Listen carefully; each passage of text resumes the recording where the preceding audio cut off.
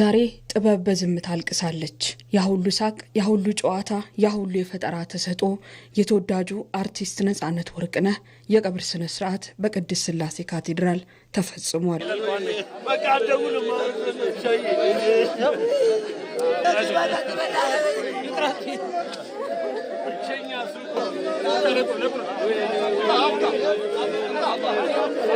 ነጻነት ወርቅነህ ለብዙዎቻችን ተዋናይ ብቻ አልነበረም። እሱ ወደ ቤታችን የሚመጣው እንደ እንግዳ ሳይሆን የዕለት ተዕለት ህይወታችንን በሳቅና ፈገግታ የሚቀይርልን የቤተሰብ አባል ነበር። ዛሬ በቅድስት ሥላሴ ካቴድራል የተካሄደው የቀብር ስነ ስርዓት ነጻነት በሰዎች ልብ ውስጥ የነበረውን ቦታ ቁልጭ አድርጎ አሳይቷል። የነጻነት የጥበብ ትውውቅ የጀመረው ገና በልጅነቱ ነበር። ያኔ በለጋ ዕድሜው በጥበብ ፍቅር ተለክፎ ብዕር ሲያነሳ ለኢትዮጵያ የፊልምና የድራማ ኢንዱስትሪ ትልቅ ተስፋን ይዞ መጣ። በሬዲዮ ድራማዎቹ ጀምሮ እስከ ትልቁ ስክሪን ድረስ ነጻነት በደራሲነት በአዘጋጅነትና በተዋናይነት ያልፈተሸው የጥበብ ዘርፍ አልነበረም። ነጻነት በዚህ በፍጥነት በአጭር ጊዜ በሁላችንም አእምሮ ውስጥ የጋራ የሆነ ምስል ሰርቶልናል። የዚህ ልጅ አንደበት፣ የዚህ ልጅ አእምሮ፣ የዚህ ልጅ ፈጠራ አንድ የኢትዮጵያ ሐሳብ፣ ኢትዮጵያዊ መሆናችንን፣ የቤተሰብ ፍቅር ያለን፣ ምንዋደድ፣ ፈገግ ምንል መሆናችንን አሳይቶናል። እዚህ ያሉት ባለቤቱ፣ ልጆቹ እነሱ ውጪ ቢኖሩ በሰው ሀገር ናቸውና ባዕድነት እንዳይሰማቸው ባይቸግራቸውም አይዟችሁ፣ የምንወደው ልጅ ልጆች ናችሁ፣ የምንወደው ልጅ ባለቤት ነሽ እህታችን፣ እግዚአብሔር ያጽናችሁ፣ አይዟችሁ ማለት ይኖርብናል።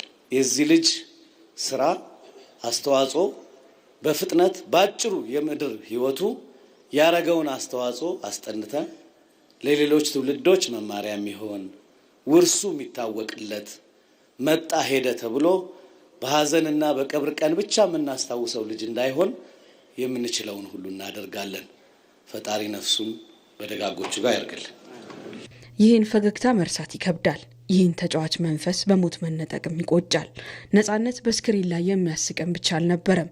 ከካሜራ ጀርባም የሰውን ቁስል የሚቆረቆረው ተረሱ የተባሉ የቀደሙ አርቲስቶችን በማስታወስና በመርዳት ረገድ ግንባር ቀደም የነበረ የሰው መድኃኒት ነበረ እንጂ ባሳለፍነው ጥር 8 2018 ዓ.ም ህይወቱ እስካለፈበት ጊዜ ድረስ ፊቱ ላይ ያቺ ተስፋ ሰጪ ፈገግታ አልጠፋችም ነበር። ባልደረቦቹ በተለይ ነዚያው ከድሬዳዋ ጋር ምን ያገናኘዋል ልትሉ ትችላላችሁ።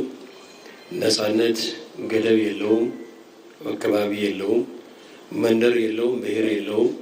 ከሁሉም ጋራ ስቆ ተደስቶ መጫወት የሚፈልግ ነው። በዓላቶች ሲደርሱ እንኳን አደረሰ እንኳን አደረሰን እንባባላለን። ፈጣሪ እንግዲህ ነፍሱን በአጸግነት እንዲያኖርልን እመኛለሁ። አመሰግናለሁ። ዛሬ የሶስት ልጆች አባትና የቤት አውታር ብቻ ሳይሆን የኢትዮጵያ የጥበብ ቤትም አንዱን ማገር ተገንጥሏል። አባቴ ነጻነት ወርቅነህ በጣም ጥሩ ሰው ነበር። በጣም ጥሩ አባትም ነበር።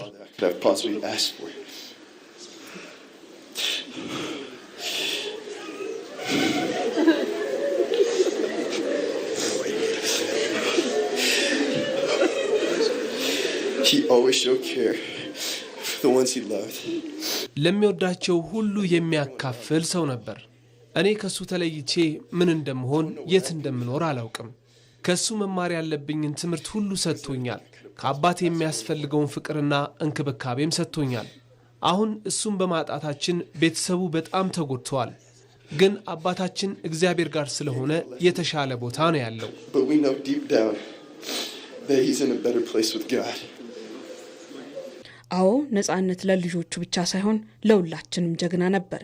ጥበባት ሞትም ይባላል። ነጻነትም በአካል ቢለየንም በሰራቸው በርካታ ፊልሞችና በደርዘን የሚቆጠሩ የቴሌቪዥን ድራማዎች ውስጥ ህያው ሆኖ ይኖራል። እያንዳንዱ የሳቅ ድምጽ፣ እያንዳንዱ የፈጠራ ስራው ለትውልድ የሚሻገር ትልቅ ቅርስ ነው።